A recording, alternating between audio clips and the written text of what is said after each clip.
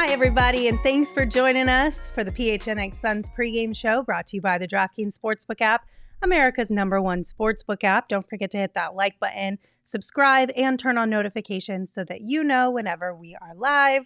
I'm Lindsay Smith here with Gerald Bourget, and out of health and safety protocols, finally, Espo, everybody. I wasn't sick. It was everybody else in my house that was sick. But what the hell did you guys do to this team while I was gone? I leave, they're on top of the world, they're leading the West, everybody thinks Devin Booker's an MVP candidate. I come back, and it looks like you guys burned it to the ground. We did. I'm still not sure. I didn't enter the Twilight Realm when I got sick, so I don't know. I can't answer it. I blame Sure. I'm down with that. All right. He's not here to defend himself, so let's go ahead and just blame everything on Saul. I will say it was nice since I wasn't working the last two games. I could come and go as I pleased when they were down big, which was better than having to be locked in every second. So. Yeah, we had to name all of us, like basically everybody who endured that last game, the king of the game, because it was like, if you sat through even 50% of it, low-key, even 25% of it, you deserved the crown. How did you get the crown and nobody else, though? It's because Emma loves me. I thought me and Emma are tight. Emma should have put the crown on herself. Just put up with our crap all the time. This is That's fair. That's actually fair. This is Josh Okogie erasure. No, I'm gonna go ahead and disagree. I think my crown placement was decent. It was safe. Yeah. This is true. It was a very safe. It was a safe bet. So I think it's just smart. Also, screw Monty Williams for not getting Landry Sham at 35 points in one of those meaningless games. You're not like wrong at least there. give us something. You didn't enjoy the there. Josh Okogie masterclass? I did. I good for Josh, right? Hell yeah. I'm happy for Josh, but I needed, Landry to do what he does. We needed more, really. basically, is what we're saying, Gerald. Like, we were happy for Josh, but we needed more. I just needed to see Saul have to make an ass of himself, is what I'm trying to say. Yeah, that's fair. I wasn't supposed to be here tonight. I'm supposed to be in Denver with him, but health and safety protocols kept me here, so I'm here with you guys. So hopefully this is better basketball than you conjured up the last two games. Oh, my gosh. It's well, our let's fault. hope so, because Eli said tinfoil hat time. Espo's our lucky charm, so he can't be fired anymore. So if we win tonight. Nobody's ever accused me I was of that. going to ask, so that's a good thing. We're Yeah, turning I things guess. around here Look at us. tonight. We'll Here we see. go. Look at us. Look at We'll us. see. What a thought. All right, guys. Tonight it is the Phoenix Suns and the New Orleans Pelicans. Another tough matchup for the Suns. And this is a get-right game. This is a game the Suns cannot afford to lose tonight's game. After the two L's they took earlier this week and in the fashion that they were delivered, they cannot afford to have a repeat of either of those performances here tonight. It's definitely an opportunity for them to get right, because you look at the Pelicans, they've won 8 of their last 10. They're at the top of the West now, thanks to the way that the Suns have played in 3 of their last 4 games. And it is a test, even with some of the guys that the Pelicans are missing. This is still a very good team. It's not going to come easy, but it is a game that you look at and say, okay, this team has been great for the last 2.5 seasons at bouncing back from losses. Show us tonight. Show us how much you care after, getting whopped in the last 2 games. This is a good opportunity to do so. Look, I can somewhat give them a pass on the Dallas game, right? It's tail end of a back-to-back, 2 games in 36 hours.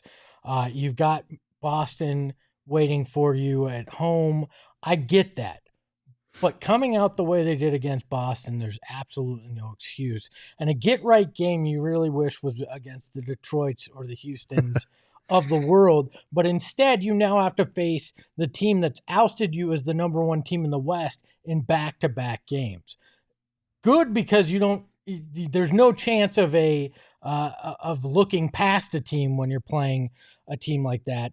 But this is the absolute worst time for them to get the Pelicans when they've supplanted them at the top of the West. And this is not an easy matchup. I don't care if Ingram's out. This is very, very difficult. Zion, I don't know how you're going to answer that question at all. I mean, one could argue that this is the best matchup for that. At the same time, if you're really going to talk the talk, this is the chance to walk the walk. Right. This is a good game as far as actually showing not just the fan base and yourselves, but the rest of the basketball world that was the fluke and you're not the fluke.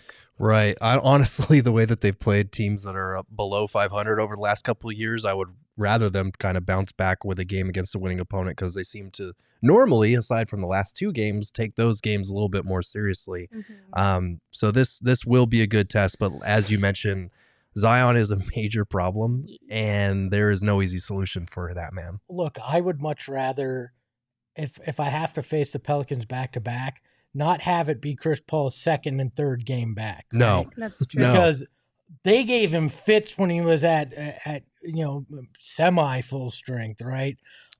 And this is I guess he was technically injured in the back half of that series too. But well, I don't even think that they gave him. I mean, you look at what Jose Alvarado did, and obviously he's an irritant. Like, he's a guy that he's the one that's going to come out of nowhere and steal the ball and hound you up the court and whatnot. And I do think he's kind of the last nail in the coffin as far as looking at the way that teams have played Chris Paul in the playoffs, just zigzagging him up the court and wearing him out and being like, okay, we got to let other guys bring the ball up the court.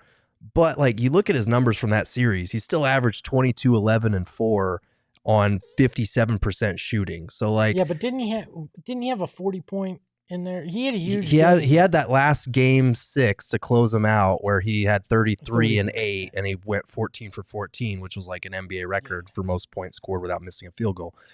But that's kind of my point. Like, Alvarado, I get you don't want to bring him back. First game against Boston, they get canned, and then this game it's against Alvarado. That's not ideal, but like, Chris Paul has, it's the notion that Alvarado is like some Chris Paul lockdown guy is a bit much for me. But I mean, I think if you look at it, Dallas and Boston last year were 2 teams that caused the Suns problems at different times. Like, they blew out the Suns at different points in the year. Boston did it on New Year's Day last year, I believe, or New Year's Eve it was.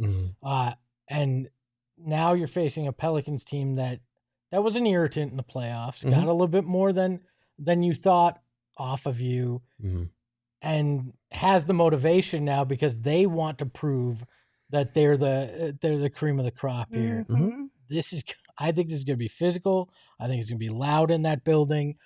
And the Suns are not going to get any easy buckets or anything easy tonight. They're going to fight their asses off to get this one. Yeah, and hopefully DA comes ready, because Zion is going to be a tough matchup for whoever ends up throughout this game being on him. So let's look at Zion's stats for just a minute. We've got a couple here for you. So he's only played 3 career games against the Suns due to injury and whatnot. But in those 3 career games, which I believe one was in 2020. They were all in 2020, 2021. Yeah, and then 2 in 2021. And he's averaged 23.7 points per game, 4.7 rebounds per game, 3.3 assists per game, shooting 76% from the field. And then, Gerald, you want to tell us how he's performed so far, like the last 5 games or so? Yeah, he's been on an absolute tear. If you look at his numbers, it's been scary. I know that we were talking the other week about Devin Booker and Anthony Davis for Player of the Week. Zion was right there too. He's averaging 28 points, 9, almost 10 rebounds, 6 assists, just under 2 steals and 2 blocks per game in that span, shooting 65% from the floor. In his career against the Suns, which is only 3 games, but he shot, I think, 29 for 38 overall, which is insane, even in a 3-game span. And this is a tough matchup for the Suns because they don't have their most physical guy that would normally be guarding him, and Jay Crowder. And Jay would have had a tough time with him. Yeah. Look, this team is not built to deal with a guy like Zion Williamson, especially when you can't put DA on him because you got to worry about Valanciunas. This is an issue. 18 of his points a game on average come in the paint, in the restricted area.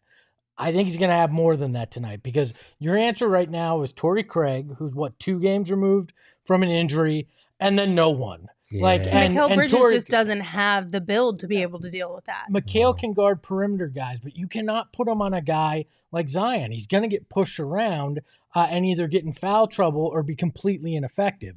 This is the big hole. This is why the Suns reportedly are interested in trying to find another power forward, because you can't guard these kind of guys. This kind of guy, the bigger guys of the world are always going to give you problems, and I think he's going to live up to those 5-game stats he's been putting up. I do wonder, and this could be getting a little weird, but I do think if Zion starts to go off against Torrey Craig, like you mentioned, after Torrey Craig, there aren't a lot of good options. Obviously, like Cam Johnson's out, so you can't space him out on the other end of the floor. Dario Saric is not fast enough to keep up with him. That would be... I would call 911. There'd be a murder. I wonder if we might maybe see some busy tonight on him. I mean, why wouldn't you? We might because he's the only guy. Offense is going to be... I get that, but Monty has already turned to Biz for that type of a thing already this year. Granted, a lot of it was due to injury and things of that nature. Right. But he's already tried that route. So we one of our might flat see it. earthers, I think, has the answer here. And it's not a great answer, but it may be the only one you have. Manry says Ish. I think Ish is the only one that's got the size to do anything. Just go football player against football player because that's all you got, honestly. That's another good option. I mean, not good option. It's your most feasible option off the bench. Look, Monty just needs to look at him or Mark Bryant and just say, there is one reason you're in here. Use those 6 fouls wisely and make sure that he doesn't embarrass us. Yeah. And if there's a guy that could do it, I think Ish could have that mentality. And I'm all right if he goes out there and he doesn't score, but he slows Zion down. Nobody's shutting him down, but slow him down.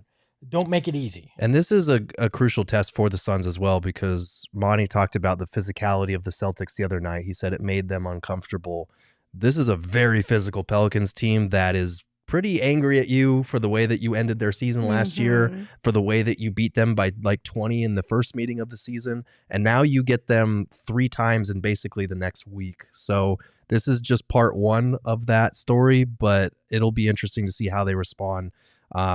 After the way that they played the last 2 games. So, Det in the chat said Okogie might be able to deal with Zion as well. You got any faith at all that Okogie, for at least limited minutes? He's 6'5", I think, Yeah, and he's Zion's kind of a smaller guy. That's not going to go well. You could tie him and Mikal together, and I don't think that they would have. But when it comes to Eli's point, he said our only hope is to tire Zion out. When it comes to that, in those limited minutes between whoever it is you put that task on, Josh could maybe help a little. You know what could tire him out? Him scoring 60. We tired him out.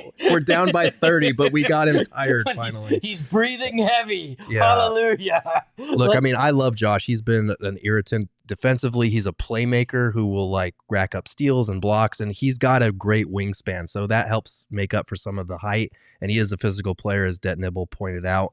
I just think there's levels to it. And there aren't any teams in the NBA that really have a guy that's good to deal with a guy like Zion. There are only a few, select few that could actually deal with that physicality. There's one thing being able to be physical against, perimeter guys and guys of the more typical NBA power forward, the 4 spot now. This isn't that same deal. I think what we're going to see tonight is you may see Devin and the guys wearing those fuck Jay Crowder shirts, but not ironically this time. They're pissed because he's put them in a bad spot here. Well, we shall see. Mm-hmm. All right, a couple tidbits for you guys before the game. Injury report, that's the biggest one. The Suns are only without Dwayne Washington Jr. for this one, outside of Cam Johnson, who remains out with that meniscus injury. And on the Pelicans side, this one will benefit us a little bit. So Brandon Ingram is out. Herb Jones is out. Jose Alvarado was questionable coming into tonight's game, but it is now known that he will play in tonight's game. He is available, so we will have to keep an eye out for him. But he did have a right rib contusion, so maybe that'll just, if there's any lingering whatsoever, I'm sure he can play through it. But maybe, listen, I'm grasping here. Maybe he's just a little sore still. Yeah, I mean, not so pesky. Yeah, honestly, I don't even care if Alvarado plays. I know he dropped 38 the other night, but that was obviously an aberration. And to be honest, for me, looking at this, the Pelicans are missing their 2 best wing players. So they'll be having Dyson Daniels start, and he'll be defending Devin Booker. And Daniels has played well for them defensively, but I think he's still a rookie. So that's going to be a tough challenge trying to guard Devin Booker.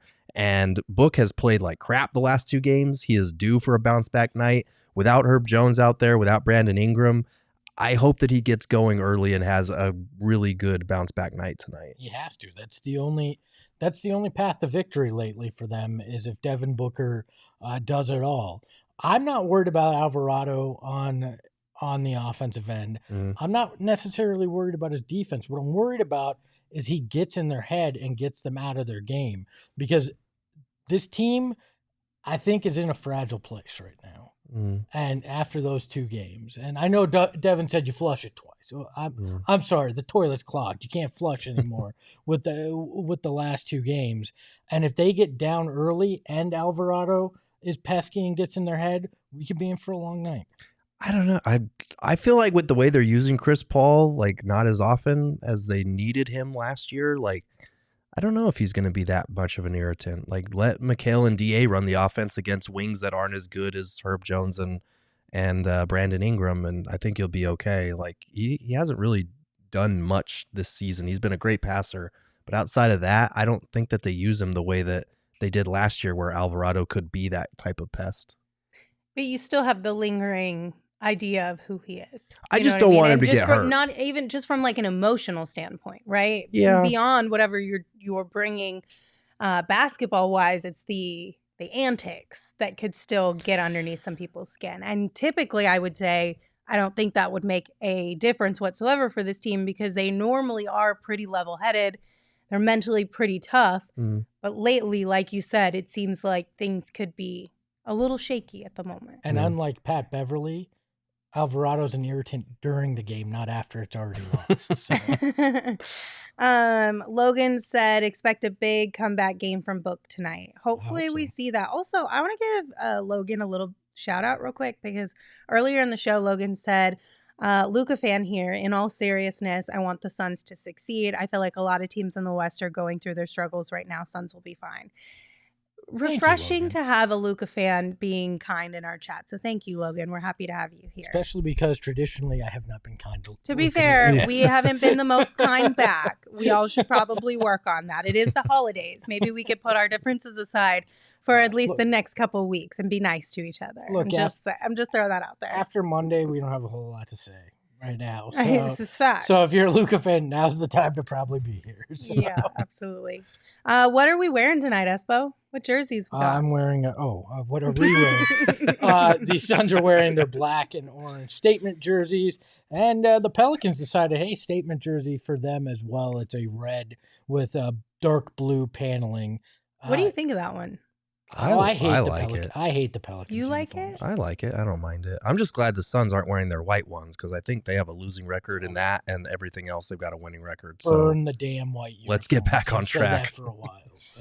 I've never really liked any white uniform. No. There are very few that, and I can't think of any off the top of my head. I'm sure there are a couple. I'm like, okay, yeah, I'm all right with that. The original white, PHNX lettering. All like white those. jerseys. I just don't like white jerseys. I've never liked it. Now the sunburst. Even the white sunburst. It's my least favorite of the sunburst. Well, I mean, yeah, but you can't go wrong with the purple or the black. Like those are just. The white has always been the one I went really, and it used to be the home uniform. So we used to have to watch that, 41 times a year. So it's got a losing record. Torch it. Don't wear it ever again. Yeah. We got enough other uniforms. I'm over it. All right. Who you guys got winning and by how much tonight? Well, I've what did I say? I've got the Suns by 5 tonight. I think this is the night that they finally bounce back. Okay. I took the Suns by 1 because I picked the Celtics the other night, and even though I was right that they won, I felt guilty. So you should. So I went Suns again by 1. That's what you get. I have Suns by 6. I think this will be a tough game, but I think they'll be able to put this one away and do it pretty well. Saul, on the other hand, this is another reason why I said we can blame everything on Saul tonight, because I think this is the first time this season Saul has picked an opponent. Wait, this is only the first time? I'm almost positive this is the first time this season. Right. Yeah. Interesting. Yeah. And I find it interesting that he picks the opponent on the night that he's not here to tell us all about it. It's almost like he just dropped that one on our lap. Like, good luck, guys. Have fun. See you later. I did that the other night as well. I know. And then see what happened? I was right. I'm just. I mean, I can't talk shit half the time. I'm not even here for pregame shows. So. I mean, that's because you're busy doing another part of your job. I'm occupied. It's fine. It's okay. It's okay. What does Vegas think, Espo? So on the graphic, it says 1.5, but this line's moved to 1. Okay. So I don't know what was. I guess they saw Jose Alvarado's playing Moved and they it went, half a point. "Hey, the Suns have a better chance." I don't know. The money's probably leaning more towards the Suns right now, but this is definitely a pick'em game, which surprises me because I thought for sure the Pels having won 5 in a row, the Suns having lost 3 or 4 now, that this would have been a bit more in New Orleans' favor. You know, it hurts the heart a little bit more when you say that they've lost the last 3 of 4. I would just prefer to only talk about the 2 that they just recently lost, because that just makes it sound way worse. Not great, Bob. Yeah, I'm not a big fan of it. Saul's in the chat, y'all. He said, I knew the assignment. And then Amelia said, Saul, you're fired. So Amelia spoke, Saul. Sorry that you had to hear this way. That's Don't tough. start drinking already. You're there to party. Have fun. What bets are we putting down on the DraftKings Sportsbook app tonight? How do we all feel about that? I have Devin Booker double at plus 1,100. Oh, those are really good odds. He needs a big game, and if I can get plus 1,100 on him pulling off a double, I'm going to take it. All right, so Saul has the Deandre and under points, rebound, and assists set at 28.5. It's a minus 110. I'm really mad at you, Saul. Saul just literally just dropped a grenade and ran. He thinks the Suns are going to lose. He doesn't have any faith in DA right now. Damn, Saul. I, on the other hand, chose the best in the West. This is at a plus 500, and this has both teams scoring over 112 points. Zion Williamson having over 25 points and DA having over 18 points. Okay. So unlike Saul, I do have faith in DA tonight. I thought this bet was one of these teams would be the best in the West after tonight's game, which would have been easy money at plus 500. So. I mean, if only. But no, it was a really fun little parlay that DraftKings had already kind of curated for you, which I'm pretty sure these are new this year because I don't remember seeing them last year. And these are fun because I'm not a huge parlay person. I just feel like it's a lot of work to kind of figure out. So I appreciate that they did the work for me. Mm-hmm. Big fan of working smarter, not harder, and this is exactly what that is. So shout out to you, DraftKings. Appreciate you. I don't trust anyone doing the work for me when it's money on the line. I mean, that is fair. You probably shouldn't. You ever pay somebody to do your homework? Usually that shit comes out pretty bad. No, I got a B when I did that. Oh. Well, I said I needed a B or higher. They got me a B plus, so I was happy with it. I did not have that experience. I paid the wrong guy. You picked the wrong person. Yeah, you should have done a little bit more homework on who you picked. I always did my own. Still got to do something. Yes, I always do my own homework. Can't relate. Jeremy, you're such a fucking nerd. I only did it for one class, and I absolutely hated that class. I could not do it. Fair. All right, last topic. Semifinals. Y'all, we got some ownership updates today. Sure. Are you guys excited about this? Well, it's kind of an update. Sure. It's not really. Yeah, Front Office Sports said, hey, they've moved to the second round of it's something with the owners. They didn't really name anybody. I think one of the hints was they talked about at least one of the groups was bidding on potentially multiple sports teams. Yeah. That leads me to believe that's Jeff Bezos. He's been tied to the Washington Commanders and a couple other things out there. So that leads me to believe that. They also mentioned Lorraine Jobs, which was an assumption that we all had, the Steve Jobs widow, and then also the part owner of the Wizards and Capitals. So I don't know. It's a guessing game right now, but at least they've made progress. I imagine that if they're vetted down to 2 or 3, that we're not that far from somebody coming through with a final offer. The article did mention it's now believed that the bidding is in the $3 billion range. I think it gets to 4 before they sell it. Yeah, I was gonna say I thought we were projecting for around 4. So I heard as high as 4.7. I think they'll be around 4 when it nets out, because now these 3 groups are negotiating against each other. Yeah, but you also have multiple teams now that are available. Yeah, but not NBA. No, if you want to get an NBA, but if if it was at the expense of an extra $1 billion, but you could own an NFL team or an MLB team, would you really drop the extra bill for the NBA, or would you settle for something like that? I would over MLB, yeah, look, but NFL. Look, if it's Bezos, he could drop 4 here. He could drop 10 on the on the Commanders. Commanders. God, that's still tough to remember. And still have what, $100 billion left? Like, he's playing with monopoly money. So I don't think that's of concern. If Bezos wants the Suns, Bezos will have the Suns. I just don't know if that's the path he wants to go. Should we put our picks for what number we think the team will sell for? Yeah, we can do that in a future show. I feel like 4.7 is a lot. I feel like 4 is a lot. Yeah, 4.7. I get your idea behind it. It makes a lot of sense, but it's just a lot. 4.7 only happens if you get 2 ridiculously rich people and it becomes a pissing match. Pit the egomaniacs against each other. Yeah, that's the only way it happens. Yeah. I don't know. I have a hard time thinking it'll actually go that high. I think it'll be like in the upper 3s, maybe pushing on 4. That's where I'm at right now. I hope it goes that high, because that means we have an owner that has such deep pockets that we'll never hear, well, paying $180 million and then plus tax is just too rich for me. I can't do that.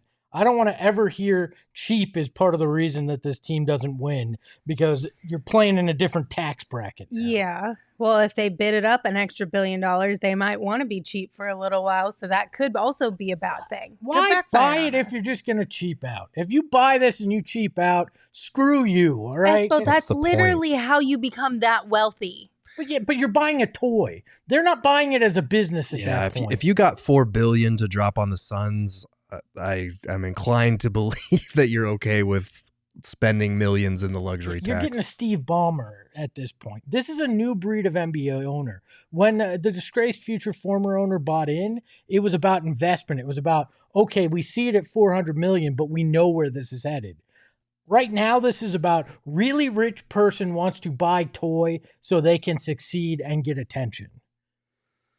I don't know. I guess we'll find out. Det said Sun's selling price also depends on if it's for 100% of the team or if it's just for Sarver's share. As far as I'm aware, all the reports as of the beginning of this whole conversation basically have been that he intends on selling the entire team. Right. And that is things we've heard from reports, things I've heard personally. So that's sort of where it's sitting as far as the information that we've all been given and seen. Yeah. So that's that. Okay, cool. Anything else, guys? Let's bounce back tonight. Jesus, I can't do another night of negativity on Twitter and in the chat. Buckle up, Girthy. I need don't some know. positivity in my life on this Friday night. What I want, okay, the perfect world is, you can't stop Zion. So let him get his and shut down everything else. Clean the glass well and don't turn over the basketball. And you can win this game even if Zion has a big game. I think that there's a path there to do it. Would I love to shut down Zion? Sure, but there's a path to do it that way too. Well, good luck, Suns. Hopefully we will be having a fun post-game show and not another really sad, disappointing post-game show. But you're going to have to tune in to find out, and make sure you meet us right back here after it wraps up. Bye! PHNX. Hey yo, my lifestyle is retro. Tell the Phoenix Metro. Megas in control and he ain't never gonna let go. PHNX though. Lindsey, Gerald, Espo. Saw past the ball, we here to turn up.